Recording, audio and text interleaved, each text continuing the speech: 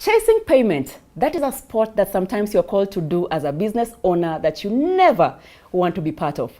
My name is Christine Kasina, and I'm here to curate this conversation, the Open Talk series by Kingdom Bank Growth Hub. It is here to empower you as a business owner, and we know one of the pain points that you have is collecting money owed to you. On this conversation today, we have Mr. Paul Kameri, a risk analyst, a business advisor. I was going to give you tips on how you can get that money owed to you. Mr. Kameri, have I oversold it, or is it true? It is true. That's what I do.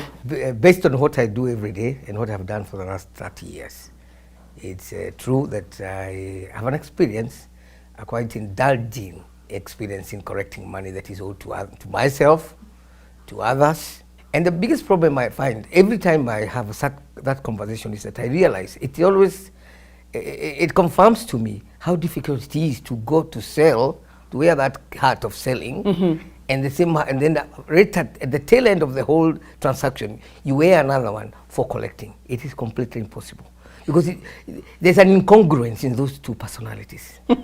But let's stick to that point that you've just raised, which I think is a very important point. Yes. Because for most people who are watching us right now, business owners, you find that you wear a lot of hats within the business. You are the salesperson, like you've mentioned, you're also the accountant, you're there to collect payment, you are the marketing person, you are sometimes the cleaner, you are everything, you're the HR.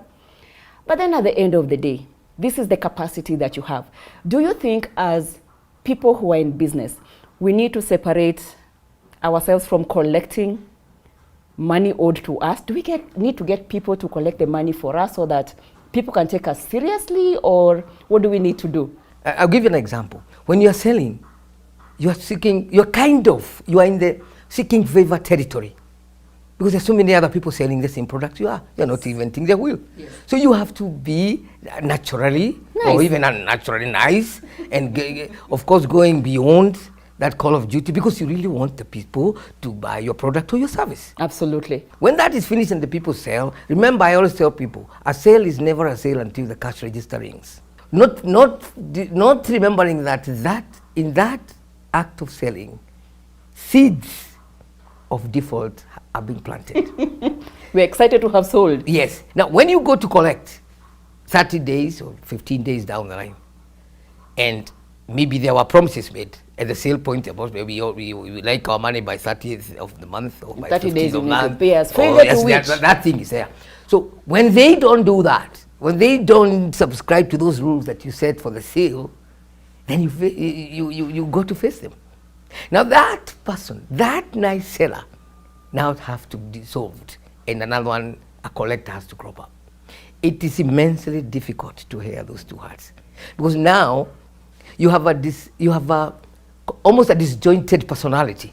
Right. Because this person is the one who initially did you a favor, and then now you have to put on another face of seriousness. Hey, you need to pay this me. This must be attended to now. But when you said a profession like me, I am completely detached to the emotions that were there when you're selling. For somebody who's watching, and most of them are small business owners, first of all, you're thinking to yourself, I do not have the money to hire a Paul Kameri to go and collect the monies owed to me. Does it mean I'm doomed, that I will never get these payments? Or do I just say, you know what, this relationship, it's okay if it fizzles out as long as I'm paid?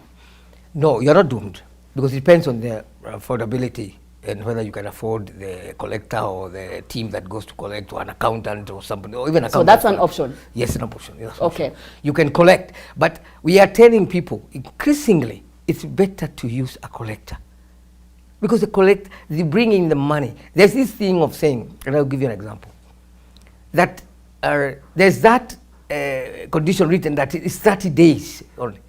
But you see, if you're selling to an institution, for instance, before they come to buy food from you, a committee have sat down, have decided on a need of that product that you're selling, have set a budget aside, and probably cash it in the bank. So it is now the responsibility is on the seller to bring the good or the service with the right specifications to the right department, and make sure that it is received by the right department. Right.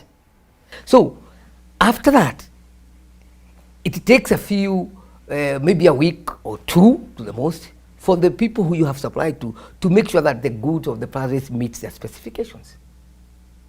So, but you being the seller and you had promised 30 days, you will keep on watching the calendar, waiting for the 30th of the day. But a collector, the first question if you hire us or a collector, the first question they will ask is the client satisfied that the product met the specifications? I say yes. It was.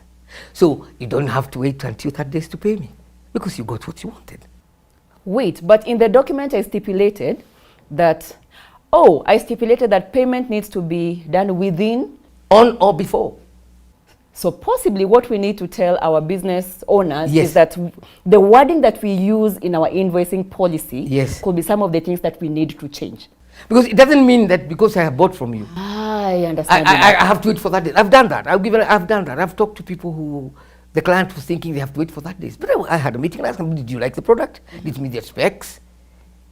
The reasons behind the purchase determines strongly how that payment will be paid. What are some of the strategies that you can recommend that work when you are thinking about collecting payment to get them to pay you without tears? What are the methods we can use? Process of procuring the sale must be 100% clean. Okay. Number 2, the documentation must be in order before you go to ask for them. Do I need to create a relationship now, say with somebody in procurement, or do I need now to go out of my way to create a network in the accounts department for me to get paid? The person who bought from you is the one who was in charge of the specs. So he's the one who says, yes, these are the right things. He's the one actually who signed, even before it was taken to the procurement department. They say, fine, this is the right product. And if that person who you dealt with, the initial person you dealt with, is the person who is going to take you now to the next stage, where after you receive goods, you go to the procurement, they certify the goods were good, then they shepherd you into the accounts department. Right. And normally they will tell you, so and so is the one who deals with payment. Please talk to him. So if your documents are clear, the product was okay, the time is okay, you have supplied the product which meets the specs, and the documentation have been received by them, they will confirm that the document has been received. Because one mistake we do is that we send documents to the client with maybe a messenger, because you might not be able to take care, you send a messenger, but these days people send boda right now. Yes, yes. And the person who delivers document does not deliver to the right department. So you are sitting in your shop thinking that my payment is being processed, yet the documents never left the reception. So what can we do to mitigate that? So the first thing when you do that, you have to call after you send the whoever you sent to take the document. Good point. You have to make sure you contact the person you sold to make sure that the documents were received. Did it get to you? Yes. Yes. Did the document get to you? Yes. Are they in procurement? Where are they now? Yes, we are in procurements, but sooner, maybe tomorrow, they will be in accounts. Then you are comfortable. But if you don't check that way, you go into an account department and will tell you, we don't know. And then you start going off on them and they have no idea. Yes, and then you lose it. Of course, most of us, we are what skin? Eh? we don't have thick skin. So when somebody asks us a question, maybe you met the accountant in a bad mood and he talked something, and then you take it personal. Then it's personal. Another thing you need when you're selling and collecting, nothing is personal. Put emotions aside. Of course. The problem is not the person who bought from you. The problem is not the person who you sold to, or yourself. The problem is the debt. When I'm collecting my debts, is there a way I'm supposed to call that I need to frame my words in a certain way? Is there anything like calling too much? Or when I call on the other side, do I need to know the people in accounts, mention a name perhaps for me to be able to be paid faster? There's no overcalling. Once you have supplied and they have accepted your goods, first of all, they ask you to supply, there's an LPO, you supplied, their goods delivery notes, their invoices. 30 days have lapsed, for example? Okay, when 30 days have lapsed, the kind of conversation you are going to have, you have, first of all, if it is a first, depends on, if you have been calling, because the first thing you do is that you call very, very calmly and ask if your payment has been processed. Very calmly. Calmly. Because you might not know what's happening behind in those, because they're not only dealing with you.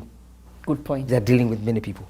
So you need to establish the fact before you go ballistic. Even some of them, after you have exchanged a little bit edgy words, edgy, edgy kindly words. Advise. Then you have to tell them, kindly advise the stage at which my payment is in. And when they tell you when your signature is out of the country. Cardinal rule number 3. Again.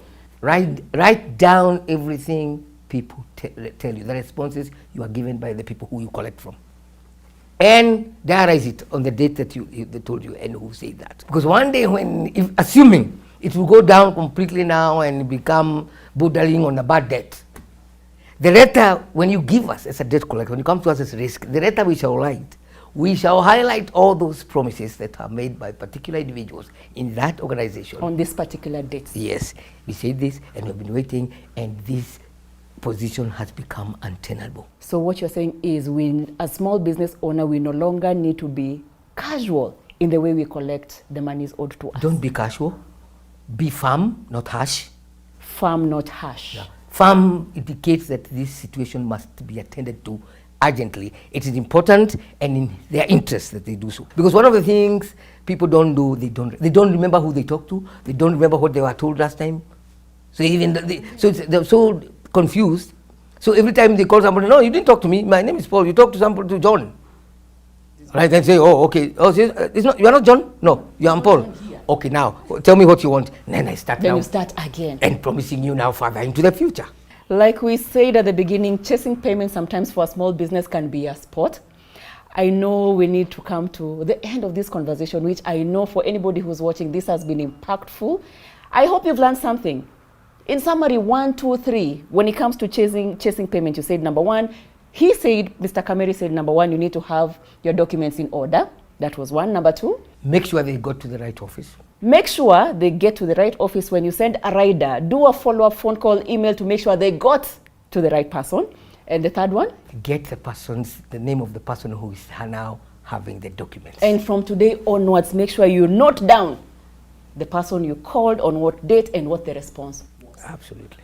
Thank you so much for sharing. I know we don't have a lot of time on this particular episode, but chasing payment is something we'll continue to do as business people for a very long time. But whatever you do, make sure that you're working with facts. Try to put your emotion in check and find ways, if possible, to then outsource that element of your business and get the professionals to do it for you. I do hope you've learned something. Please share in the comment section if you'd like another topic for Mr. Kameri to come over and empower you on, and we'll be here for you. This has been the Kingdom Bank Open Talk series, here to empower you to take your business to the next level. Be sure once again to share your feedback so that we can keep growing together. Thank you so much for watching.